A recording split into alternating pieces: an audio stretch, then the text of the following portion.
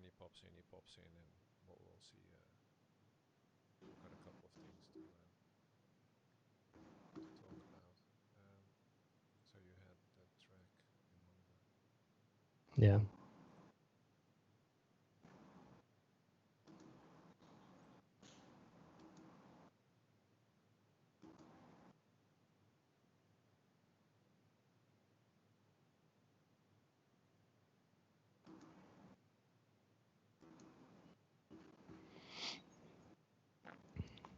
Okay, it's gotten more arrow. Yeah, right. I mean, it's look at that second picture with Looking at what's his name? cycling. Nibali. I mean, there's like nothing to the front of that bike, right? There's no cables, no nothing. Yeah. Beautiful. Yeah, and that was already amazing with the concept tri bikes. I Hmm. had one, and it was just like the the front was so sleek, so aerodynamic. So it looks like Hmm. took some of that there. If you look at the fork, is super super thin. Right. Yeah, that's a nice bike. Yeah. Yeah. You still get a discount on trucks? No, no.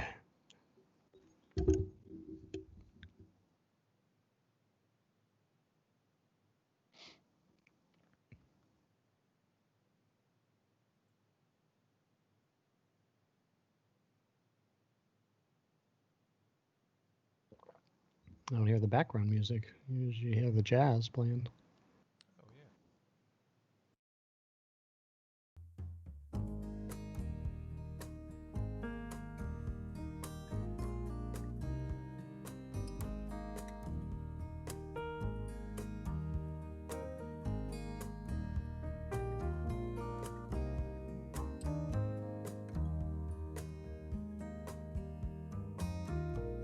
I never thought that I would be the one who turned you down and you disagree. We've been on and off, you were never mine to keep.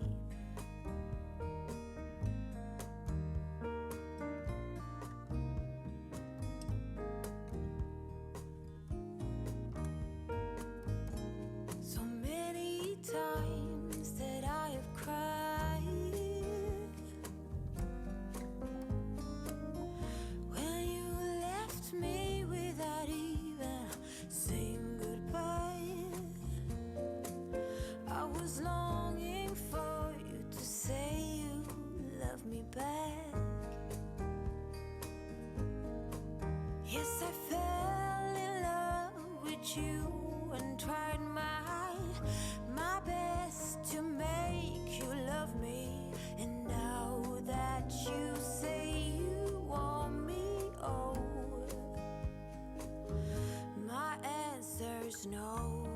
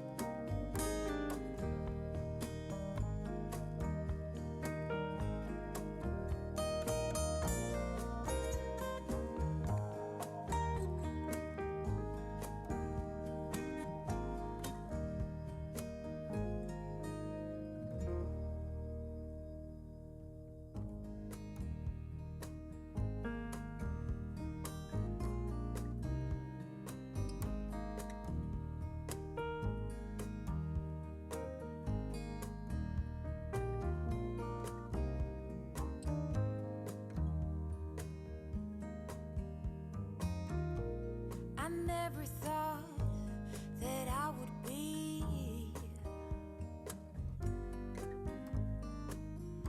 the one who turned you down and you disagree. We've been on and off, you were never mine to keep.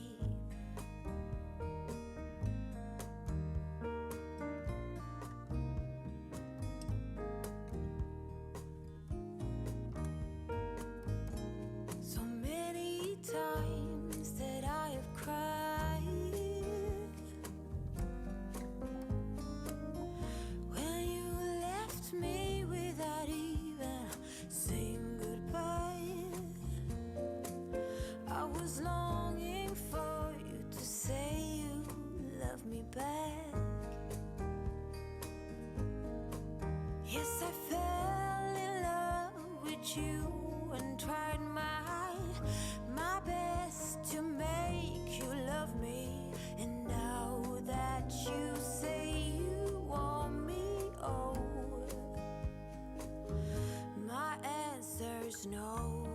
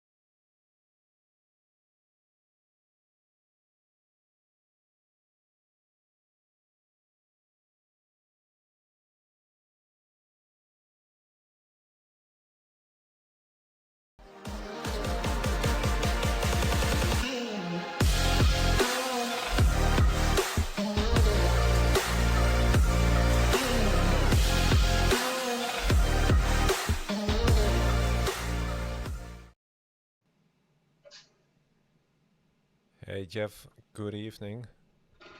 Good evening, Jerry. How you doing? I'm doing good. We have a special guest. Stuart is with us on the call. Hi, Stuart. Good evening. Howdy, how are you guys doing? Good, good. So, Jeff and Stuart, if you chat a little bit, I'm going to try and see to get you on screen, Stuart. Yeah, Yeah, for some reason my computer's not playing too nicely with your guys, eh? Yeah, Well, that's all right. Yeah, Sorry. yeah. So how you doing, sir? They're doing pretty well. Yeah, I did that big ride that we're going to be talking about last weekend, and lots of fun. And yeah, surprisingly, been feeling pretty awesome all week. Haven't felt too sore. Good, good. So, yeah, before we get into this, I know that you were training like a madman this year. You were really getting in phenomenal shape. And the last time you were on the podcast, you were dialing in your nutrition, your training, and everything. And COVID hit. And what was the impetus for this ride? Like, what got you started down this path? It just was something I had planned on doing it back in April when it was supposed to happen. I think it's the third Sunday in April. And I'd been wanting to do it then with the group. There was, I don't know how many people typically do it, 20 or so. And one guy, Jesse Stauffer from this area, he actually ended up doing it himself. And I remember seeing his posts thinking it was really awesome. So it was something that I started really thinking about doing and figuring out when to do it, because it's logistically, it's not necessarily easy to do. Same thing with racing and training. It's not easy to log a 400-mile single go ride with everything else that was coming up. So I actually had been planning on doing it at the start of July, and then everything seemed to line up this past week, and I kind of just said, F it, I'm going for it. Yeah. So did. Good. So can you explain to the listeners like what the ride was? Yeah, so it's a ride. It's called Crush the Commonwealth. It is a ride from Philadelphia to Pittsburgh. It technically follows a specific bike route called Bike Route S, and it kind of starts on the Schuylkill River Trail up towards Phoenixville, then kind of cuts across the state through Lancaster, up through York, then up above Gettysburg, through Chambersburg, and then it kind of ping-pongs all the way over to Somerset, and then down to, what is that little town called? Broadway, I think. And then we hop on the Greater Allegheny Pass, and it's a gravel trail all the way into Pittsburgh and to Point State Park is the final point in Pittsburgh. Nice. Yeah. I'm showing it on screen. If you wanna, I don't know if you have a second screen on, but I do. I'm showing your Strava profile, so that's showing the route from Philadelphia, and I see where you took some pictures. Mm-hmm. What's interesting is because you started at 1 o'clock in the afternoon. At 2 o'clock. 2 o'clock. So Yep. if I then look at the route and kind of follow along, after 12 hours, you are basically starting a big climb. You're in the middle of the Appalachian, let's say, mountain range there. Yep. Is that correct? That's at Yep. 2 Yeah, o'clock exactly. at night. And that actually was, so I tried timing it, tried to figure everything out. I still had some work to do that Friday morning when I was getting ready to leave. I'd initially been planning on trying to leave before lunch, but just work kept on piling up. And I actually slept terribly the previous couple of nights, and I was getting pretty nervous. I only slept 4 hours a night those two previous nights. And work was piling up that morning, so I knew I wasn't going to hit that deadline. And I've got a 2-year-old kid. You might be able to hear him downstairs. So we put him down for a nap at 11 o'clock, and I said to my wife, hey, I'm going to take a quick nap, and I ended up just zonking out for about an hour and a half. And I woke up, and I just felt absolutely amazing. So that obviously pushed everything back. My dad was taking me into Philadelphia, and we got down there, and again, things just were working out perfectly. From where you leave from, we were pulling up, trying to find a parking spot. As soon as we pulled up, embraced our inner George Costanza, and there was a spot right there, directly across from where we were supposed to leave, which was perfect. So I ended up leaving at 2 o'clock, part of it was either going to be at 10 or at 2 because I didn't want to hit rush hour in either the Phoenixville area or out in Lancaster. So I caught the very tail end. I think I was going through, just entering Lancaster a little after 6 p.m. Yeah. Nice. So how did you prepare? Like how did you get the logistics for it? Because obviously you can't carry everything on your bike. No, not at all. So that dude who I mentioned, Jesse Stauffer, excuse me, he was very nice, and I spoke to him 2 or 3 times before then, and he gave me a lot of advice, just what he was doing, and I just put in the route, and I was calculating. Okay, I was initially thinking I would stop every 70 miles and spend a lot of time just plotting out just on a piece of paper. 70 miles in is about New Berlin, then looking for where a Sheets is. And that was my initial plan. It ended up being super hot, and I went through everything I had. So I just ended up kind of changing that and stopping a lot more frequently, about every 50 miles. So I had a frame bag, and I had a bunch of goodies with me. If I text you guys a photo right now as we're talking live, are you able to throw it up on to see? Because I have a photo of all of my gear, a gear photo. I didn't throw it up online yet. Just send it to Jerry. Yeah, should be able to. Okay, let me give that a try. We'll try doing that as we're talking. Flying by the seat of our pants, as they say. So I guess the sheets are open 24 hours a day. Is that right? They are. Yeah, that's exactly what I was doing when I was looking for pit stops. It was pretty much a Sheets or a Rudders were the places I stopped every single time. The one time I didn't stop at one of them, it totally shot myself in the foot because the ladies who were working there had no emphasis about, or no motivation to get moving quickly at all. And it was so frustrating. It was outside of Pittsburgh. I was pretty delirious at that point. It was like 22 hours in or so, and I was trying to do the math in my head. And I knew going into that stop, before I stopped, that I was really close to actually hitting the 24-hour mark. And that I didn't think I was going to be possible. Like, the course record for the westbound direction was 28 hours. And that was my initial goal, was just sub 28 hours. Whenever I do an event like this, I have a couple of different goals just so I don't come away feeling empty-handed. So my realistic goal was sub 30 hours, because that's what they say. If you do it under 30 hours, that is awesome. My A-plus goal was breaking the course record, which was 28 hours. My just joking around with my brother goal was to break 24 hours, because that's just stupid. And started coming into this last little place, and was trying to do the math in my head how long it's taking me. And I was so darn close, and I stopped at this place just because I could see it, and I knew the next rest station was about a mile or so off the trail, and it would cost me time. So I saw a little convenience store right on the Greater Allegheny Pass Trail, and I ran in there to grab some food, grabbed my water, grabbed 2 Snickers bars, hopped in line. There were 2 people in front of me. The lady checking everybody out, checked the person 2 out in front of me, and turns around and walks away to go cook them a cheeseburger. Doesn't check out the other 2 people in line. Yeah. And the other lady in front of me just ends up eventually walking away after a few minutes, and I'm like pacing back and forth and just like, what are you doing, lady? And she's just literally standing there looking at me, just like watching this cheeseburger grill, and I was freaking out. Eventually she came back to me, but that literally cost me about 20-25 minutes. I was in there. I made sure whenever I walked into a store, I looked at what time it was and then what time it was when I came out, just so I could make sure that, hey, I need to pick up the pace a little bit. That was pretty frustrating, but every other place was a Sheets or Rudders, and those were really fast, really efficient. Walk in, grab some water, grab some candy bars, and get out of there. Right. I can imagine you coming in with your gear and all sweaty.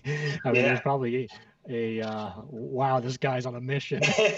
Well, when I walked in, I would pull my bike up right out in front of the store, and I left everything on my bike. I just walked in, grabbed So what I was carrying, I'm not sure, Jerry, if those photos they just sent you I'm showing them now, so that's okay, cool. Yeah. So I'll wait until those pop up and talk about it. But pretty much I had. Here we go. So the main photo right here you can see is my bag. I had a frame bag, and inside of that I had a 2-liter bladder. In addition, I had some change of clothing, knee warmers, leg warmers. No, sorry, just knee warmers, an emergency blanket in there, a pair of like convertible sleeves from a different jacket. Then in my little saddle bag, I had arm warmers and a rain vest and a skull cap. So I would walk in, I'd grab the water, grab the candy bars, and then walk out and just pull out my bladder and pour some 1.5 liters in that. That was just a little bit over or under 3 water bottles. And then Jeff Smith, actually, the day before, he was helping me out with my wheel. He handed me like a 12-ounce Dasani bottle, and I ended up taking that with me the entire way because I would put an electrolyte tablet in that and fill that up. Nice. And it worked out perfectly. That bottle's super light, and it's now in the trash somewhere. There you go. That's great. So, yeah, I tried to keep the pit stops fast. Yeah, congratulations, by the way, for setting the record. That's awesome. Yeah, thank you. Yeah. Yeah. So back in the 90s, I crewed for a Ram team 2 years in a row. Okay. And it was a 4-person team. And the deeper we got into the race, they would just have crazy cravings. Like they just wanted pineapple and ham pizza, or they wanted Yoo-hoo. You know, did you have any crazy cravings as the days went on? No, not really. It wasn't, I don't think, quite long enough for any of that. Yeah. But yeah, I was super hungry. As soon as I got done, I did even go to my hotel. My hotel was like 10 minutes away. I actually ordered a barbecue bacon cheeseburger from a restaurant right next to my hotel and went right away and picked that up, and then went back and checked into my hotel and went up and ate it. Yeah. That was pretty awesome. I'm sure you slept very well that night, huh? Totally. Yeah. I got up into my hotel about 3:00 in the afternoon and showered. I actually ended up taking a long hot bath as well, and got out, stretched out for a little bit, and walked over to the grocery store to get some food and cookies and stuff like that for the train ride home the following day, and took another bath, stretched out again, and then went to bed. Nice. Yeah. That's awesome. Yeah. So did anyone, this guy that was kind of coaching you and giving you advice on the ride, did he ever attempt it in one shot? Or? Yeah, he did it earlier. He did it in about 30 hours was his time, sub 30, oh, okay. 28 to 30, right around there. I know he was moving time was about like 25 hours. Yeah. And then his total time was over 28. I don't recall the exact time. Yeah, that's cool. Yeah. So now that you've done it, if you were to go do it again, is there anything that you would change up? So the one thing I would do is I strapped on some aero bars onto my bike. I can't with the ones I have, but I would use aero bars. The stack height's a little bit higher. I flipped my stem from negative to positive to be a little bit higher. But the thing that was hurting me the most is my shoulders, like right up in between my shoulder blades, is just killing me. My legs never bothered me at all. My nether region never bothered me at all, but it just is that area up in between the shoulders. By the end, it was just killing me. Right. Yeah. And you were riding 1x, right? I was. Yep. 1x11 drivetrain. Did you ever feel like you were between gears or anything? No, just because I don't know any different. Actually, I do have a road bike that's a 2x, but I ride that thing once a month, if that. It's pretty much it's a 1x on my gravel bike, cross bike, and mountain bike. So, yeah, it's really all I know. That's cool. But, yeah. And the riding at night, how was that? Is that? Yeah, the night riding was good. Definitely one really freaky situation. So I didn't use an actual helmet light. I just had a handlebar mounted light, which was Jesse's advice, and that was a great piece of advice. I didn't need an actual helmet lamp. So we hop on the abandoned Pennsylvania Turnpike, and there's 2 tunnels. There's a bit of climb to get up there. Then there's 2 tunnels you go through, and going through the first tunnel, it was 2 a.m, something like that, maybe something like that. It was super dark out, and you don't really want to be entering a tunnel at 2 a.m. to begin with, especially an abandoned turnpike. And start approaching the center of it and start seeing 666 painted up on the walls. Okay. And it was like, oh, these freaking kids. Get closer, and I have to be right about the dead center of it. There was a 20-foot wide Pentecost in red spray painted on the sign, or spray painted on the ground, that's like the sign of the devil. Yeah. And then there were candles in each one of the points where clearly people have gone there to do devil worship. And it was the most scared I've ever been in my life, without a doubt. The pavement was terrible too, so I couldn't ride super fast, but I never wanted to get out of an area so bad. Just every hair on my body was standing on end. I was so freaked out and kept telling myself, don't look over my shoulder, don't look over my shoulder. And of course I did. And, I've got a red tail light, which that doesn't help the situation at all when you're already freaking out seeing devil symbols at 2 a.m. in an abandoned 2-mile long tunnel. Right. Yeah. Wow. Then I pop out of that tunnel and then I have to go into another tunnel. And that I was not looking forward to that tunnel at all. Yeah. Wow. Yeah, it's but you made it. Yeah. Right, but that's Yes, I did. Yeah, I did. But weren't you? And sorry if Geoff already asked that question, but Yeah. riding with 1, 2, 3, or maybe even a somewhat bigger group, wouldn't that be nicer, or is that something that maybe for the next time, or that you really have your mindset? No, I want to do this by myself. It's a solo ride, a solo effort. Yeah, I definitely would love to have more people. I mean, that would have been awesome, especially towards the end. Yeah. I like riding with my buddies. It's part of what I like about riding. I mean, it was the end was, in my opinion, the hardest part. Was the fun, which is counterintuitive. It was the easiest part. It was the gravel path, the Greater Allegheny Pass. It was just straight. It was pretty flat, no turns, very little turns. That was the hardest part. I was going crazy. Mm-hmm. I wanted to get off that road so badly. I would have rather been climbing and descending, doing something, but it was so boring, and it was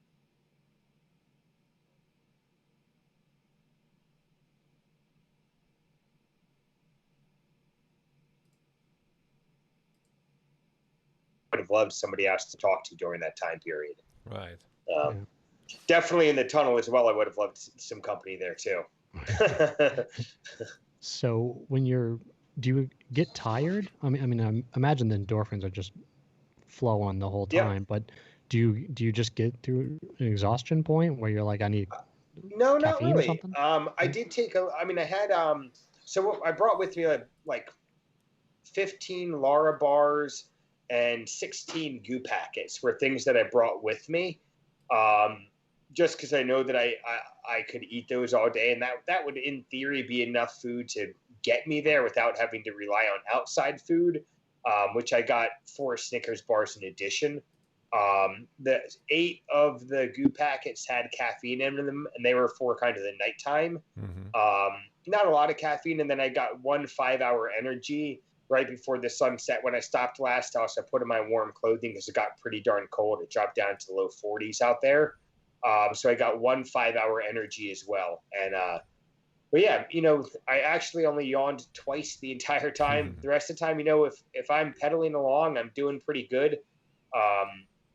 Right before sunrise was also pretty difficult. I was pretty tired and I was really, really cold. It was, I was along a river at that point. So it was a moist cold. It was, my Garmin was saying 42, 43 degrees right around there. And I only had on a merino wool sleeveless base layer, a rain vest that's super thin and arm warmers, and then like a sleeveless jacket. So I was pretty darn cold and was looking forward to the sun at that point. Yeah. But, Right. So did you keep the same kit on the whole time? Yep. Okay. Wow. Just same thing straight through. I did apply some additional chamois cream if anybody wants to know. But yeah, it worked out fine. We Geoff and I ride for the same team, the Trestle Bridge Racing Team, and we get our kits from Volet. Jeff Appleton's up in Phoenixville as the local rep, and I like their kits a lot. I've spent a ton of time in them. I've never had any issues with them. If you spend 24 hours on a road bike in an aggressive position, trying to spend as much time in a time trial position as possible, it's never super comfortable. But all in all, it was fine. Yeah. Right, and no real mechanical problems, obviously. No, bike worked perfectly the whole time. Really didn't even have any missed shifts. That's something I love about the SRAM shifting. A lot of people think it's clunky and chunky feeling, but that's part of what I like about it. I think it's really reliable when I like that don't feel. It's always there. I've never really had any issues with it. I brought it into Bill Bradley at the local Trek store to get tuned up beforehand. Okay. He went through it all. Then I swung by Jeff's house just to check out the wheels because I've got some sketchy direct from China wheels. And I was a little bit worried about them because I noticed the front wobble. It actually was the tire. But yeah, mechanically, everything was perfect. I probably could have tilted the nose of my saddle up a hair to take some pressure off my hands. They didn't really hurt that bad, but within about an hour of stopping, I lost feeling in my pinkies, and it's just coming back today. Okay. Oh, really? That was pretty bad. My ring finger and pinkies on both my hands have been pretty numb all week. Right. Wow. Okay. But I guess if you ride your road bike 383 straight miles, that's bound to happen. Yeah. And did you, because Jeff initially said 320 miles, did you have to take some detours? Because I do see on the route, you kind of go north. Yep. And I figured, okay, why would you take that detour? Yeah, I don't know. I mean, that is, so it's the bicycle route S, and that's the route that it takes. So yeah, it is in total 383 miles. It's definitely not the straightest shot. Yeah. But it's a beautiful bike ride. Yeah. It was absolutely. fun. Yeah, I think we pulled it up on Google Maps and just said Philly to Pittsburgh. Yeah. It's at 320, something like that. Yeah. But yeah, you can see it's a little circuitous there. Yeah, in the middle of it, you kind of jog back and forth, not really sure why. Hey, I think we're all actually visible now. We were visible there for a moment. Yeah.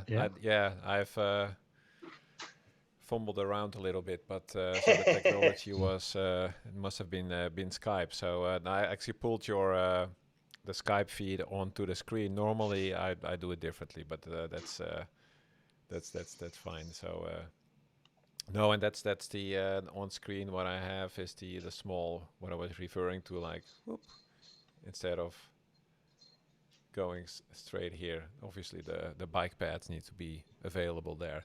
Any similar, let's say, mega routes that you have in mind to kind of Totally. Yeah. Hey, real quick as a side note, I don't know if they've been able to hear us before. I just realized that my computer on Facebook had been unmuted this entire time, and I just suddenly heard myself talking for the first time.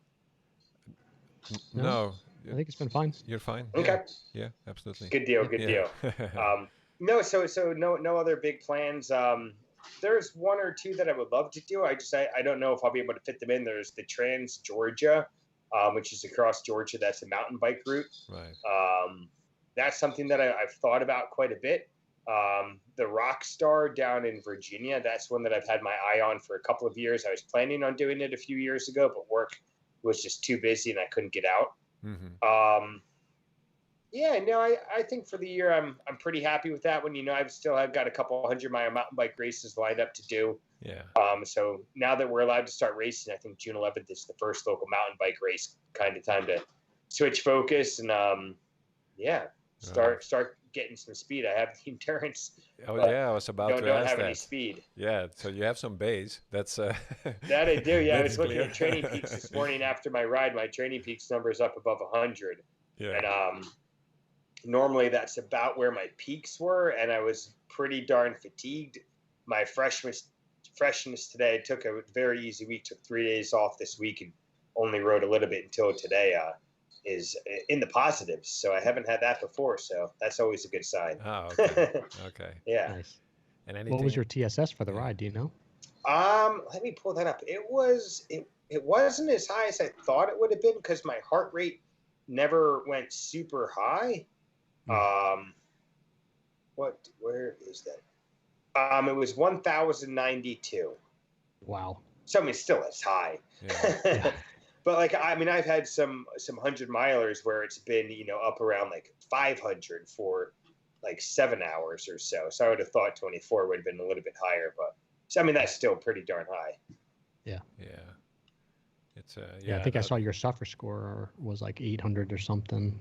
Yep. 814. Yeah. So that's. Yeah, I mean, I know my body pretty darn well. I know the point that I can just hold and sustain. I think I saw my average speed for when I was moving was about 16.2, something like that. Yeah, I mean, so I was able to just have a nice solid pace and just keep on going. There was a bit of a headwind the whole way, really from Phoenixville through, I'd say about Ardentville, and Ardentville is a little bit north of Gettysburg. There is where we start really entering the mountains for the first time. Right. That I had a headwind that whole way, and then then it was at my back, and then we were kind of in the mountains, and it was nighttime, so I really didn't have much of a wind at all during that time period. Right. But that first while, I definitely had one. Yeah, and that's actually, come to think of it. I'm actually not sure if it's all the way from Pittsburgh, but usually you have a west to east wind, right? So maybe next time from Pittsburgh to Philadelphia, it's even quicker, depending Totally. on the tailwind. The course record from Pittsburgh to Philly is 25 hours. The course record from Philly to Pittsburgh was 28 hours. 28. I see. Okay. So, I beat both of those. So next year, the goal will be for Pittsburgh to Philly is going to be sub 24. But, if it's a 3-hour time difference, shit, maybe I should try to set the bar a little bit higher and go sub 22 hours. Right. Yeah. Especially now that I know the route. I took a lot of wrong turns, and especially in Pittsburgh, my map totally lost it, and it was telling me to get up on the highway, and I knew that was not right because I had been on actual roads the whole time, and I was pretty delirious. I couldn't tell what direction I was facing, and for some reason I was convinced I was pedaling east on the bike path. I was going the right direction, but I didn't know what direction I was going, and my Garmin kept on telling me that I'm off the course. And I pulled up my phone, and of course, Google Maps decided to stop working. So I couldn't get Google Maps to work for me. So I had to end up kind of following some random guys for a little while, and they pointed me on the right direction and told me what I needed to do to get there. Okay. And that was pretty helpful. Yeah. But yeah. So now that I know the route at least one way, I'm a little bit more comfortable going back the other way. So it's an event I definitely want to try to get next year. Yeah, that's cool. And no plans for Everesting? I think that since they announced the bike season starting up again, that put that on hold. But I definitely did. I even have the route picked out in the Gettysburg area, a piece of single track, an old abandoned road that's turned into single track out there, that I wanted to do Everesting on my mountain bike on. Oh, okay. Yeah. I was actually going to do that last week, but the weather with my brother. My brother's a really badass runner. He does a lot of like ultra endurance running, like 50 milers, 60 milers, things like that. And he and I were going to go out to Gettysburg to Michaud for a few days, and he was going to run, and I was going to do an Everesting challenge. Oh, okay. But the weather ended up not quite cooperating. Okay. And then I was going to do this ride at the start of July on my way up to Michigan and have my wife pick me up in Pittsburgh on our way to Michigan. But then I decided that might be a bad idea because I didn't know how I would respond. And I could just be a terrible person after doing 24 straight hours on the bike and not want to go hang out with family. And I didn't want to ruin our summer vacation to go visit family. So instead I did it now and took the train home, which, by the way, if anybody does this, taking the train home was awesome. I would highly recommend it. Is that didn't have any problems with you taking your bike on the train or anything? No, you're allowed bikes on the trains. There were 2 other guys who did the whole DC to Pittsburgh route who had their bikes on, and then there were a handful of commuters going from like Pittsburgh to Harrisburg or Lancaster or something like that. So there is spots for bikes on. It's an extra $20. So it was actually, I was really happy it did. It was my dad's suggestion, and it was great. Zonked out, watched movies, had a backpack full of Milano cookies and bananas and trail mix, and just ate and slept and watched movies on my phone. And I mailed a box of clothing out to my hotel in Pittsburgh, so I had something comfortable to wear. Nice. And didn't have to bring it with me. Yeah, those are good tips, right? You just mail your clothing there, and Totally. Yeah. That was kind of a spur of the moment thing. I was sitting there trying to figure out, how I was going to pack everything I wanted. I really didn't want to put on an actual bike packing bag on the rear. Right. And I was trying to figure out how am I going to get everything done. And I still need to eat mail. A guy on our bike team happened to email me and ask me if I could mail him his bike kit, which I still haven't done. I'm a terrible person. But it triggered in my mind, like, oh shit, I should just mail all this gear that I don't want to carry, that I'm just mailing it out there to wear back home. Right. So I did that, and that worked out perfectly. Right. A couple of shoes and a pair of Yep. shoes. Yeah. Shoes, shorts, t-shirt. I forgot to put in a warm layer, so I had to find a used clothing store out there, which again, it was right next to my hotel, and went and bought a sweatshirt as well. Nice. Yeah. Yeah. That's Pittsburgh sweatshirt. cool. Oh no. No. Yeah. It's actually a pretty stupid sweatshirt. I think it's a Polo Ralph Lauren sweatshirt, something I probably will never wear again. I use for painting. Yeah. Exactly. Yeah. But Yeah. Are you racing too, Geoff, in July, or are you both racing? I'll be out there. The first mountain bike race is Escape from Grenoble on the 11th. I'll definitely be out there. That's part of why I started looking at doing this now, was so that I could recover up. I had a plan, that was the end of a 3-week cycle. So then this week was already built in to be a recovery week. So yeah, taking a recovery week this week. I'll go out and do the local Willowdale ride tomorrow morning. I rode this morning with a buddy, and legs are feeling awesome. So continue, go a little bit harder tomorrow, easy on Sunday, and then start doing some speed training, some intervals, stuff like that. Right. Yeah. Yeah. Come out and do the Tuesday nighter with us. Totally. I definitely will be there. Nice. Yeah, I'm looking forward to that. Yeah. It's gonna be a short series. It's like 5 races, I believe, for us. Okay. Yeah. Do you know what they are? I know there's Grenoble, Iron Hill. Oh yeah, I saw that. What's the one out in Marysville? Okay, I don't think I'll do that one. Yeah, there's that one, and then of course the Fair Hill. Up right now. Yeah, so Grenoble, the International Intergalactic Global Open Mountain Bike Team Relay. Then Iron Hill at the end of July. Then the Summer Sizzler on the 9th, and the Rattling Race, the Big Elk Off-Road on the 22nd of August. Okay, so there'll be a few good runs. Nice. Yeah, so I'll try to do most of those. Are there any special, let's say, rules for social distancing or a staggered start, or how is that going to go for the first race? Geoff, do you know?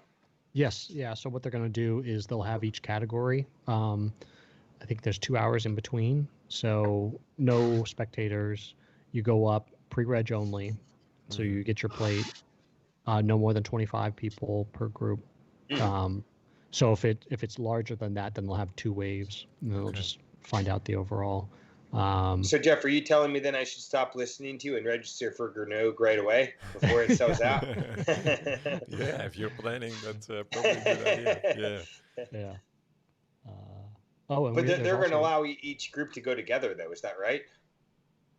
Yes. Yeah. Okay, so cool. like the Pro 1 would be capped at 25, right? And then the Elite 40 would be the same. So yeah, I don't think we've ever hit more than 25, right? No, I don't think so either. Oh, okay. Yeah. Okay, that's not too bad. And it's with the and then our friend Bob Luther is also doing his BVR, the Brandy Wine Valley Roubaix. So you can sign up for that as well. Shout out to the Holly Gross Group. We are one of the sponsors of that, so definitely get registered. Mm-hmm. Yeah. And congrats to you on buying a house, Stuart. Well, not yet. Not yet. No? Oh, okay. There's some serious stuff going on with that house between mold and termites. Oh no! Sorry to hear that. Yeah. Well, hey, everything can be worked through. It's just, is the seller going to be open to listening to what's going on with their house? But had a mold test done yesterday, and it is indeed the bad type of mold that's poisonous that's growing down there. So that's going to need to be fixed. And then the wood destroying insect guy was out there, and there were definite termites in the detached garage. And then I happened to be back there and decided to poke behind a wall and found more active termites in the house. So he went back. Yeah, so we'll see. Some Yeah. stuff going on there. Yeah, exactly. But yeah, That's good. Okay, cool. And then we got cross season coming up after that, right? indeed, that we Mhm. do. I think everyone's chomping at the bit to get back to racing season, right? I know I am. Yeah, absolutely. Yeah. Okay. Excellent. Yeah. So feel free to hang around a little bit more, Stuart. Yeah. And we had a couple of other topics to discuss. Geoff, you found something on a new track bike. Let me see if I can find that. Oh yeah, here it is. So you were looking at the new Emonda, the 2021 Emonda SLR7. They have them in all ranges, but that's a pretty sweet, sleek new bike. Do you want to? Right. Yeah. So Trek usually has like the Emonda is their super lightweight bike, right? Mm-hmm. And then they have the Madone, which is their aero, like all-arounder bike. But if you can see from this one, they've tucked in all of the cables, and everything is sleek and aero and lightweight on this. So feel like this is now a new threshold that we're crossing, where you can have light and aero all in one. And I think it's going to be the new paradigm shift, where we're going to see people not sacrificing, to have. I mean, look at how clean that is, right? Yeah, that's super slick. Yeah, and I think it's the Di2 and the disc brakes now allow you to tuck in all of that stuff and hide it, right? So I don't know if it shows you where everything goes into right there. You see where the brake hoses go in? Yep. Yeah, they've just, because of this technology, they've been able to just hide everything and make everything just super aero. Yeah. And if you see that little flange there where the tubes go in and the cable and housing goes in, yep. Yeah. Apparently when that turns, they have written on there, go, go, go. Oh, yeah. Oh, okay. Yeah, which is a slick little feature that they added in. Nice. Yeah. That bike looks awesome, though.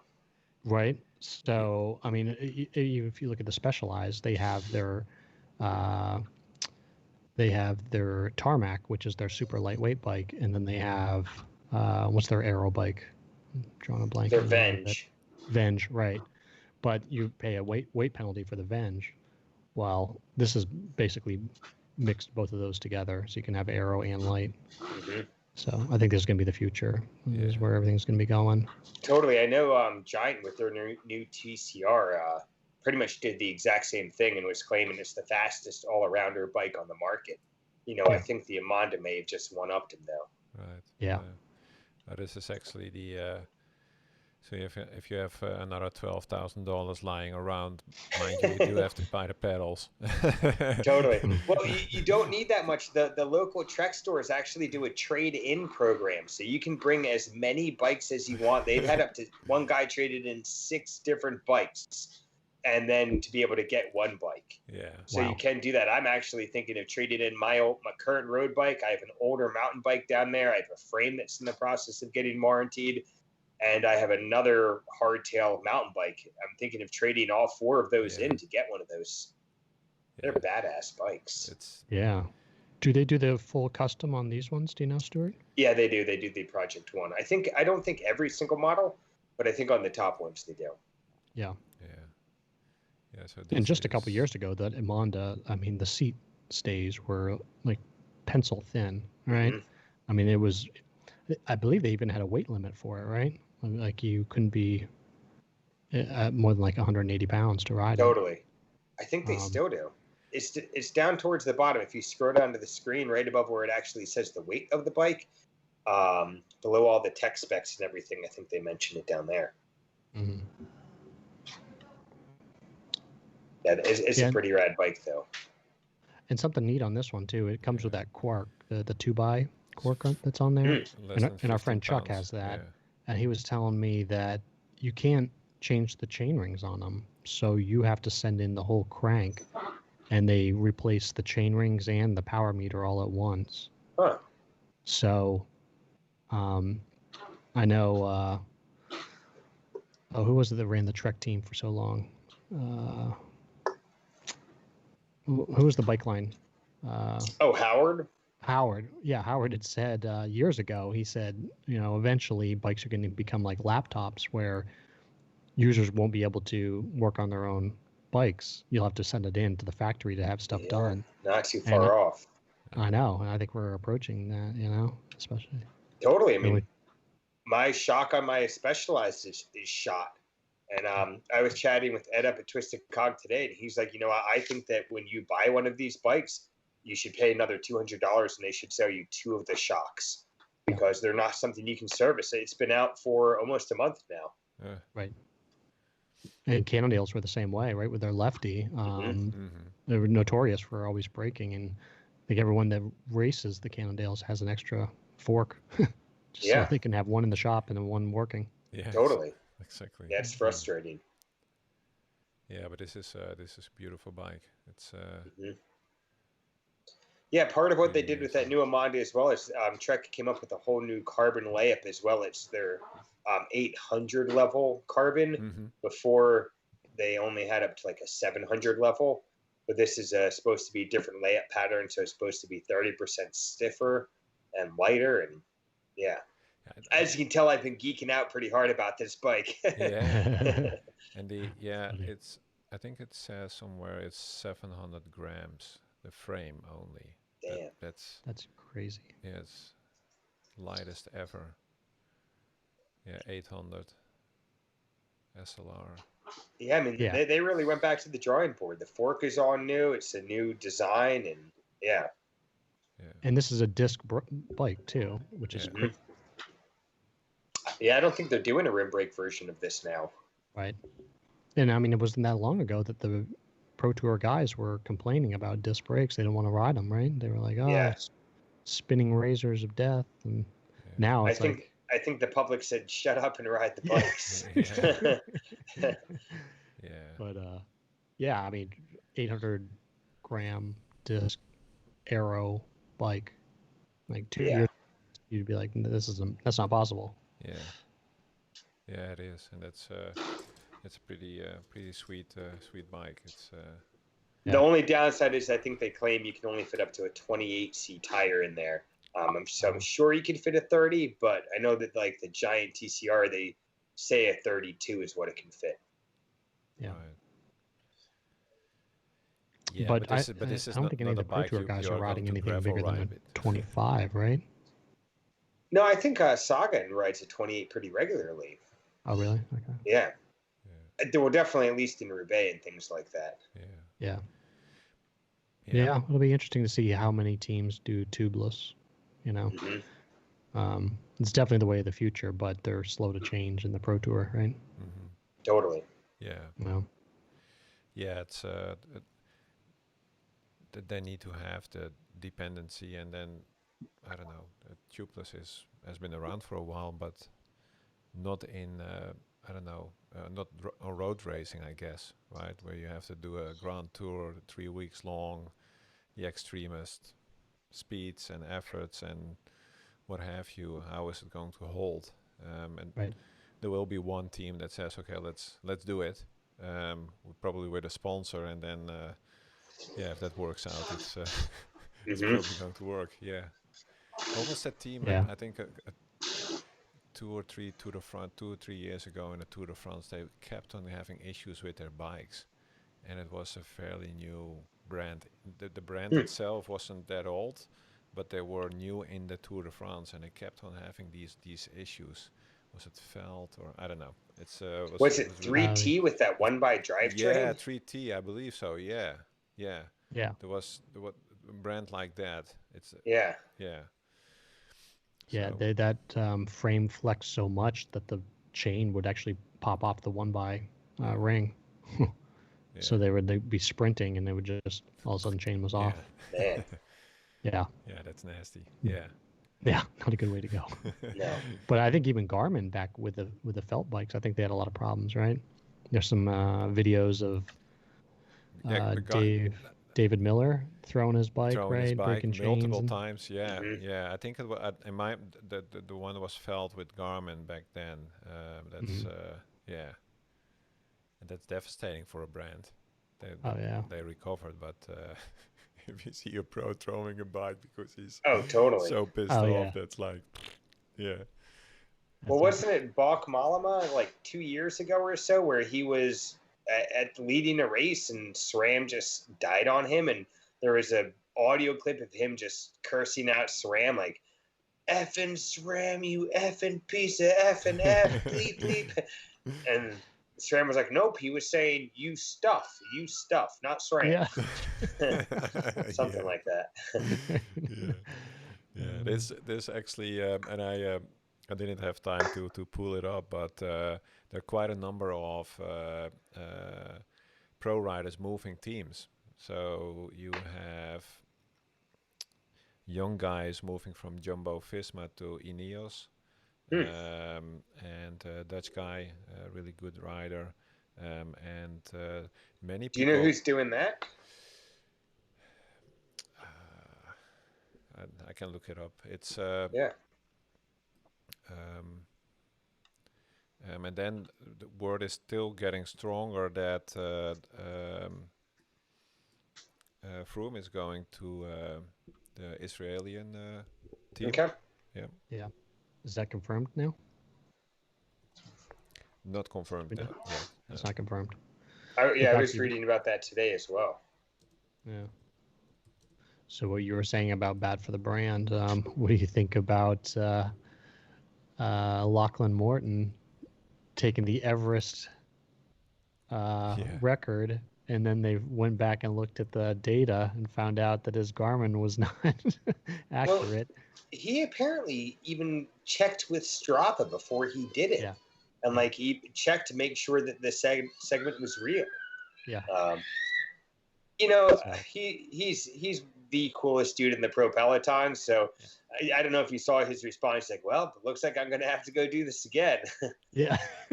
And he was like, I'm never going to do that again. Totally. Like, oh, Totally. 7 hours in hell. Yeah. But that also got Phil Guyman, he's all geared up to go do it again too. So I don't know if you saw his video, but he's working with his coach. His coach has him just doing tons of elevation. They're just creating a training plan for him to go back and get the challenge. Oh, nice. Yeah. His coach, Frank Overton, I used to get coached by those guys. Oh, nice. Fast Cat. Yeah, one of Fast Frank's number one guys, Jason Hillemeyer, was my coach for a while. Nice. Frank's an awesome dude. He knows his stuff. Yeah. If anyone out there is listening and is looking for a coach, check out Fast Cat in Boulder. Frank Overton's legit. Yeah. He makes appearances in his videos too, and he comes out and cheers them on and stuff. Yeah, that's cool. Yeah. Many So that's interesting because out of the 4 Everesting contenders, 2 have been disqualified. Yep. Right? Yeah, I'm surprised that more pros haven't gone for it. Like dudes who are just pure climbers, like the other young American Sepp Kuss, why he hasn't gone for it, or other guys like that. Seems like it would be a fun challenge if you. Yeah. I mean, one hell of a day of training. Yeah. Yeah, exactly. It's a nice all-out effort. Yeah. Yeah, it was interesting. Like Jonathan Vaughters had a little write-up about it, and he was talking about looking at the wind pressure and all of these different variables to figure out like what was the best conditions for him to do it in.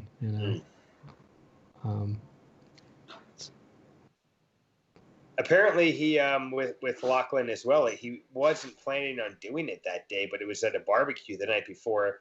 He and his father were talking, and he was feeling really good. And they just were like, "Well, shit, let's go do it tomorrow." And Lachlan was like, "All right, cool, let's go do it, Dad." Right. And so it was him and his dad. Yeah. Well, he got food poisoning like 4 days before too. Oh, I didn't know that. Oh, really? Damn. Yeah. Yeah. He was at another barbecue. I guess his kid loves barbecue. he ate some shrimp that was undercooked. On the toilet is everything. And then he was just like, well, now I'm down on weights. That'll actually help me. So if I Yeah. get hydrated enough, That that's a makes good sense. strategy. That makes Yeah, sense. exactly. yeah, Yeah. one way to drop those final kilos, right? Totally. Yeah. He's definitely the coolest dude in the pro peloton. Absolutely. Yeah. Have you seen his videos, the thereabouts? I don't know if I've seen all of them. I've seen a handful of them though. Mm-hmm. Are you talking about like the one with him and his brother doing Yes. the ride out to Uluru to the Red Center? Yeah. Yeah, I did see that one. Was pretty awesome. Yeah, he has 3 of them. Okay. 3 of those movies they've done. I'll have to check the others out. Yeah. Yeah, he's definitely a unique cat. Yeah. Yeah. It's good. I think he went through the typical racing program, right? And was like groomed to be the tour contender and just got burned out. Oh Came yeah. back into it with like a very clear mindset. Yep. So I think he's got the right approach now. Yep. Agreed. Oh, so Yeah. Is so the for the transfer, it's Laurens de Plus. Oh So yeah. he's going to Ineos, and he was very, very talented young rider. And you have Is he Danish? he's either Belgium or Dutch. Let me see. Belgium. It's funny. I Belgium. recognize his name so well because I'm rewatching all of last year's races. There's nothing else to do, Yeah. and I remember watching him just sit on the front pulling for during both the Tour and the Vuelta. Yeah. Yeah. Yeah. He's very good. It's a shame that they lose him, but probably Ineos brought a bag of money, and Yeah, what do you do, totally. right? It's and Sam Omen, who's also very good rider. He's going from the one German Dutch team to Jumbo Visma, so they're losing the plus, Okay. and Omen is coming. What's also interesting is that they're saying that Jumbo Visma will be riding with Cervelo in 2021. oh wow. Yeah, so they have been riding Bianchi for Hmm. a long time, and Yeah. Cervelo is Cervelo, yeah. were they sponsoring any teams last year? Because NTT, I think that they were on BMCs, Yeah. and CCC that was BMC was on Giants. Mm-hmm. Wasn't Garmin riding with No, Cervelo? they were on No, Cannondale. They've been on Cannondale for a while. Yeah. I don't think Yeah. anyone's on Cervelo. Yeah. No. Yeah. Yeah, since it was the actual Quebeca team, like 3 Mhm. years ago. Right. Cool. Yeah, so that's cool. Well, I And hope Lawrence Duplessis leaving Lotto and Yumbo will give the young American Sepp Kuss a lot more airtime to be able to grow. That kid's awesome. yeah, We got a lot of good American talent these days. Yeah, we do. Yeah, Mhm. yeah. The junior guy is world champ, obviously. Quinn Simmons. Quinn Simmons. Yeah, so he's. Yeah. Have you seen some of the training he's been doing with during lockdown out at Durango? No. He was loading. He's a badass Madone that he was putting knobbies on and going and touring all over the mountains down there, going on these long 6-7 hour gravel rides around the mountains. Okay. Wow. Pretty cool stuff. Yeah, he's a Durango boy as well. That's where Sepp Kuss is from as well. Oh, okay. Is Christopher Blevins from there too? I don't know if he's originally from there, but he lives down there, I think. Yeah. That So kid does is Howard amazing, too. Grotz. And, yeah. Yeah, Christopher on a cross bike is insane, right? Mhm. I mean, he's right up there with Vanderpool. Yeah. Yeah. The skill level watching that kid ride and do wheelies is awesome. Yeah. Yeah, exactly. Yeah, that's cool. Yeah, one other thing that I had, which is interesting. So I'm wearing the Whoop band, and they have a new report out, which I thought was really interesting. So during COVID, and they started measuring in January until May 15th. So that's a good sample size. So they have 6.3 million sleeps and 4.9 million workouts. So that's basically everybody wearing a Whoop band. So they're using my data, everybody's data. But they actually saw some positive. It was positive, let's say, increases across the board. While most of the stories are around everybody is suffering from anxiety and sleep deprivation because people are stressed out, and I think that's absolutely happening. But overall, you see that people are sleeping 11.4 minutes more per night. They're falling asleep half an hour earlier. That's awesome. And exercise has gone up, and the HRV is overall improved. It's marginal improvements, but I was actually... What's the HRV? Heart rate variability. Okay. So if you have your heartbeat, and let's say your heartbeat is 60 beats per minute, it's not exactly 1 beat per second. No, the one between the one beat and the other, it's 0.9, and then it's 1.1, and then it's 1.81, and then it's 1 point. So there is a variability there, and the bigger the variability is, the more arrested you are.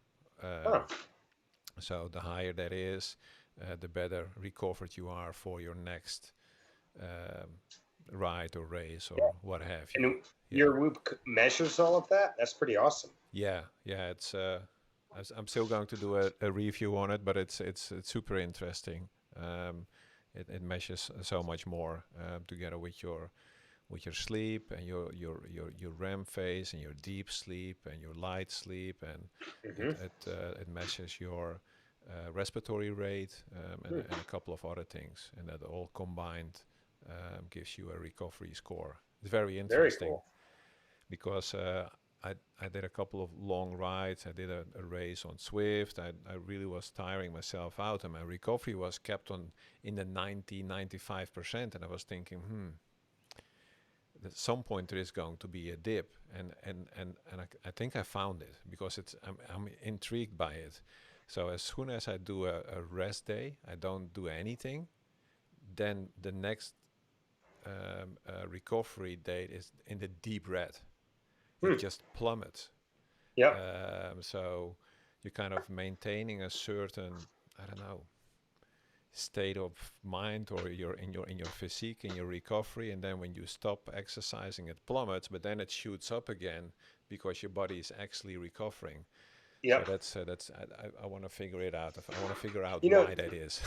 That's really true, because I've noticed when I have a recovery week, I always feel terrible, and I feel like I'm starting to get sick. Yeah. And when, like, in theory, I should be feeling the most rested I've ever felt. And actually, before I did that ride to Pittsburgh, exactly that, I started to feel like I had a sore throat and was sneezing, started to take some Zicam, and I've known that, like, if I've been training really hard and then I take a few days off, I feel like I'm getting sick, and I think your body just is like, whew, time to chill out. Yeah. It's time to kind of let it happen, and let's make use of this. So I found that interesting. I didn't expect it to be positive. You see here, right? It's the hours of sleep. So that's quite a substantial increase there. And then the heartbeat is lower, a couple of beats lower. So there's a lot of really nice data. This data, if you're interested, for the listeners, but Stuart also, it's all available. So you don't have to have a login or anything. If you go to the locker, they have a lot of very good information, a lot of good data on recovery and resting and so on. Yeah. Nice. Okay. Good. So the next time I will talk about how did the Dutch get so good, because it's a very extensive, long piece. I'll send it to you, but it's super interesting. It's about women's cycling and why women's cycling in the Netherlands has been just so good for decades, basically, and why that is. And I did a very good piece of, let's say, research on how they keep that factory of talent going. So that's super nice article. Yeah. We have a good podcast coming out next week also, right? Yeah, absolutely. Dr. Tim Irwin. Dr. Tim Irwin. Talking about COVID and racing in France and racing for the Bad News Bears. Yeah. Yeah. Very cool. Yeah, Yeah. yeah, that was really good. So he had some really good insights, and we talk about racism and a couple of other topics also. So that's yeah, a very interesting podcast. Yeah. Mhm. Okie dokie. Right. Thanks. Well, Well, thank good you, guys. timing. I can hear my little dude downstairs starting to melt down. I Yeah, guess that exactly. means it's about bedtime. Yeah, yeah, absolutely. So okay, Well, Well, good thanks for chatting joining with us, you Stuart. guys. Thank you very much for having me on. yeah, Yeah, thanks for absolutely. sharing your story with us. That Yeah, was great. Totally. yeah, it's Jerry, super Jeff, good. are you guys going to be out there tomorrow morning for the Willowdale ride? If it's not raining, I'm gonna try to be there. Sweet. Perfect. Yeah. Yeah, how late Alright. do you leave from your house, Jeff? A little bit before 8:30. I mean, I'm going to meet one of my buddies on the road around 8:30 at his house, Josh Kaufman. Oh, okay. So, yeah. But you did, Cool. Jeff, you ride from your home too, right? Yeah. Yeah. Yeah, I go to Westchester and pick up those guys, and then we go down there. Oh, okay. And how late do you leave? I leave here like 7:30. Oh, okay. Okay. Yeah. To see if I can make that. Or if you want to do the smart thing, you can always drive to the start. Just drive to the finish. start at 9. Yeah. Have a coffee. Yeah, totally. Yeah. Okay. Thanks, everybody. All right, Thank cheers. Thank you. Thanks, Jeff. Bye. Thank you. Bye-bye. All right. Yeah.